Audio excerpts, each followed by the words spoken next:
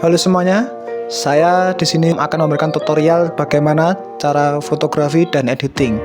Dan untuk itu semua kita dari hal basic dulu. Untuk fotografi kita bisa mulai dari pemahaman segitiga exposure. Untuk segitiga exposure sendiri itu terdiri dari aperture, shutter speed, dan juga ISO. Jadi untuk aperture sendiri itu mengatur bukaan lensa. Semakin besar angkanya maka semakin kecil juga bukaan lensanya dan semakin sedikit cahaya yang masuk. Misal f1,8 itu berarti lensa bukanya semakin besar dan cahaya yang masuk semakin besar. Untuk angka berikutnya ada f/16, itu berarti bukaan lensa semakin kecil dan cahaya yang masuk semakin sedikit. Dan berikutnya ada shutter speed, itu mengatur kecepatan penangkapan gambar.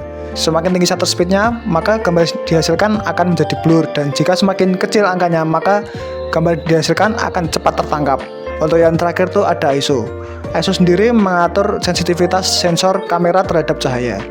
Jadi semakin kecil angka ISO-nya maka gambar yang dihasilkan semakin detail. Jika semakin tinggi ISO-nya maka lebih banyak noise-nya atau bintik-bintiknya. Untuk setelah segitiga exposure kita masuk ke garis bantu. Itu garis bantu itu untuk membantu kita agar komposisi fotonya pas, biar nggak ketinggian, nggak kemiringan, dan juga nggak terlalu pinggir. Mungkin untuk tutorial fotografi pemula itu saja, sisanya adalah penyesuaian. Mulai dari pewarnaan dan lain-lain itu bisa masuk ke tahap editing. Berikutnya kita akan masuk ke tahap editing. Oke, untuk tutorial berikutnya kita masuk ke tutorial editing. Editing sendiri itu banyak aplikasinya. Misal untuk pewarnaan atau color grading itu saya biasanya menggunakan Adobe Lightroom. Itu di Play Store ada, di mobil ada, di laptop pun juga ada. Untuk yang simple untuk desain grafis dan lain-lain tuh banyak, seperti Canva. Biasanya yang sering digunakan tuh Canva. Lalu ada juga Adobe Illustrator, Adobe Photoshop, banyak kok, ada CorelDRAW juga, itu masuk ke ranah desain grafis, itu yang sering digunakan. Nah, berhubung aplikasi yang sering saya gunakan itu adalah Photoshop, maka hari ini saya akan memberikan tutorial bagaimana cara menggunakan Photoshop untuk pemula, yaitu bisa dibilang dasar. Untuk pertama mungkin kita bisa pengenalan layout dulu. Untuk layout sendiri itu ada bar menu, bar opsi, toolbox atau alat, terus ada panel, dan juga ada kanvas. Masing-masing itu memiliki bagiannya sendiri. Untuk bar menu itu berisi file, edit, image, layer, dan lain-lain. Untuk bar opsi itu menampilkan opsi yang dapat disesuaikan untuk alat atau tool yang sedang kita pilih. Berikutnya ada toolbox atau panel alat. Itu kalau di Photoshop ada di bagian kiri ya. Yaitu berisi semua alat editing utama seperti move tool, lasso, brush tool, dan lain-lain.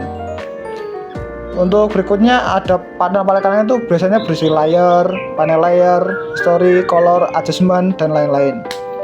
Untuk di bagian tengah sendiri itu untuk kanvas kita editing. Ya dimana itu adalah area dimana gambar kita akan ditampilkan dan juga akan kita edit.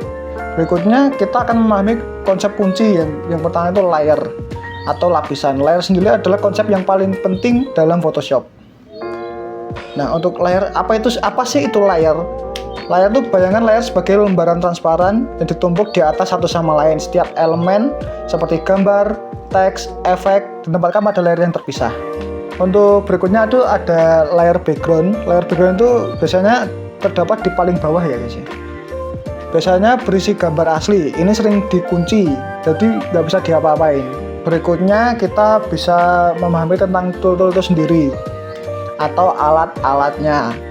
Untuk yang pertama itu ada move tool ya. Itu move tool untuk memindahkan layer atau objek di dalam kanvas. Berikutnya ada marquee tool. Itu membuat seleksi geometris, kotak, atau lingkaran. Berikutnya ada lasso tool. Itu untuk seleksi bebas. Jadi kalau misal yang marquee tool itu tadi cuma kotak sama bulat aja, kalau lasso tool itu bisa menyesuaikan. Jadi bisa melengkung gini. Berikutnya ada crop tool. Itu bisa digunakan untuk memotong atau mengubah ukuran kanvas gambar. Misal gambarnya terlalu besar, nah kita bisa potong, ambil bagian yang penting saja. Berikutnya ada spot healing. Ini tuh spot healing biasanya untuk retouch sederhana ya, seperti menghilangkan noda jerawat, noda di baju, pokoknya untuk objek-objek yang mengganggu tapi kecil. Untuk berikutnya ada brush tool. Untuk brush tool sendiri itu biasanya untuk menggambar, mewarnai, atau melukis seperti itu.